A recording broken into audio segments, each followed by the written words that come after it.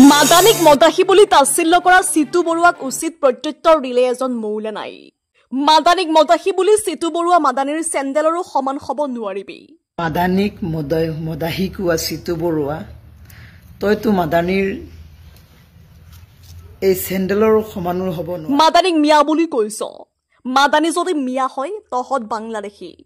তই আকৌ মাদানিক মদাহী বুলি কৈছ, মাদানিক মিয়া বুলি কৈছ। অ বাই, মাদানি যদি মিয়া হয় তহঁততো বাংলাদেশী। Who is Madani? চিনি পাৱ মাদানি কোন? Who is Madani? চিনি পাওঁ মাদানি কোন? তই যে মাদানিক মিয়া বুলি কৈছ, চিনি পাৱনে তই? বাপেৰ বাপ হয় মাদানি। তই যে মাদানিক মিয়া বুলি কৈছ, মাদানি কোন চিনি পাওনে তই? বাপেৰৰ বাপ হয় মাদানি। মাদানি বাপেৰৰ বাপ। মাদানিক হিলাবলৈ অসমত কোনো জন্ম হোৱা নাই এতিয়ালৈকে। মাদানিক হিলাবলৈ অসমত কাৰো জন্ম হোৱা নাই। তহঁতৰ দৰে মাদানি মদ গাঞ্জাৰ নিচাত পৰি থাকি তহঁতৰ চেহেৰাটো কেনে হৈছে চাবিচোন এবাৰ। মাদানিক যে তই মদাহী বুলি কৈছ, তহঁতৰ নিচাত পৰি থাকেনে? তহঁতিতো মদৰ নিচাত গাঞ্জাৰ নিচাত পৰি থাকি তহঁতৰ চেহেৰাটো কেনেকা হৈছে চাবিচোন এবাৰ। মাদানিক কথা কওঁতে অলপ ভাবি চিন্তি কবি। মাদানি আমাৰ হাৰ্টবিট। আমাৰ মিয়া বাংলাদেশী বুলি কোৱা তোৰ লিগেচি লৈ কৰ্টত আহ। মোৰ 5টা পুৰুষৰ লিগেচি লৈ যাম। তোৰ কি প্ৰমাণ আছে লৈ আহ। আকৌ মাদানিক মদাহী বুলি কৈছ।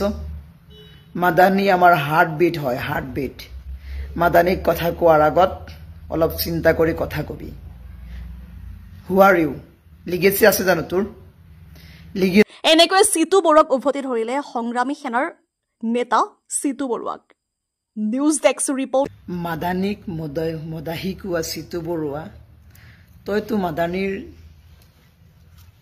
এই চেণ্ডেলৰ সমানো হ'ব নোৱাৰিবি। তই আকৌ মাদানিক মদাহী বুলি কৈছ, মাদানিক মিয়া বুলি কৈছ। অ বাই, মাদানি যদি মিয়া হয় তহঁততো বাংলাদেশী। Who is Madani? চিনি পাওঁ মাদানি কোন? তই যে মাদানিক মিয়া বুলি কৈছ, মাদানি কোন চিনি পাওনে তই? বাপেৰৰ বাপ হয় মাদানি। মাদানি বাপেৰৰ বাপ হয়। মাদানিক হিলাবলৈ অসমত কাৰো জন্ম হোৱা নাই এতিয়ালৈকে।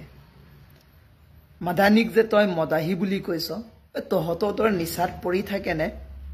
তহঁতিতো মদৰ নিচাত গাঞ্জাৰ নিচাত পৰি থাকি তহঁতৰ চেহেৰাটো কেনেকা হৈছে চাবিচোন এবাৰ। তহঁতেতো ভাত খাব নোৱাৰ, এই চান্দা তুলি অলপ টকা পইচা পালে সেইখিনি মদ কিনি খাওঁ বে। আকৌ মাদানিক মদাহী বুলি কৈছ। মাদানি আমাৰ হাৰ্টবিট হয়, হাৰ্টবিট। মাদানিক কথা কোৱাৰ আগত অলপ চিন্তা কৰি কথা কবি। হু আৰ ইউ? লিগেচি আছে জানো তোৰ? লিগেচি আছে। মোৰ দৰে এজন মিয়াৰ 5 জেনেৰেশ্যনৰ লিগেচি এইখন অসমৰ নগাঁও ডিষ্ট্ৰিক্টৰ আছে। তোৰ কি আছে? কেই পুৰুষত দেখাব পাৰিবি? চেলেঞ্জ কৰিছো। যদি তোৰ চেলেঞ্জ দম আছে মোৰ প্ৰত্যাহ্বান গ্ৰহণ কৰ। তোৰ কেই পুৰুষৰ তই লিগেচি দেখাব পাৰ, মই মোৰ কেই পুৰুষৰ লিগেচি দেখাব পাৰোঁ। চেলেঞ্জ, অপেন চেলেঞ্জ কৰিছো।